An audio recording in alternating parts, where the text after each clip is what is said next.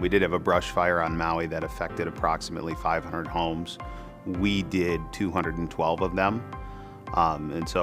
Me being a resident of Maui and most of our estimating staff being Oahu-based, I grabbed the camera and I became our first Matterport tech for a couple weeks. And I was able to scan 40 losses, send them over to our Oahu department. They were able to estimate them, and we were able to go ahead and push those out faster than we ever have been able to before.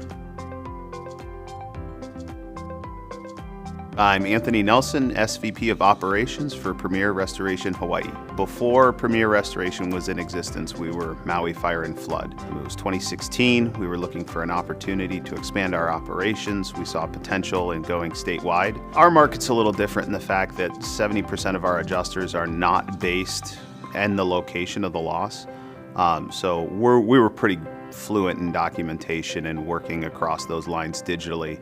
What Matterport's actually done is it's given us a platform of reference, particularly the workshop tools where you can go in and do point-to-point measurements. So whenever there's items of contention, we'll go ahead and validate our findings using the Matter tags and using the tools in the workshop. The biggest influence internally has been with our repair department. They're able to go and actually take a look at the scope of a loss. Some of our guys are actually using the Matterport images to do cabinet takeoffs for layouts for kitchens, or to validate what they've measured in the field, just as a separate system of checks and balances. And I'm always looking for ways to make our lives easier. It's not an easy business that we're in. I spent a number of years as an estimator in the field, and if I had Matterport technology, my life would have been a whole lot easier.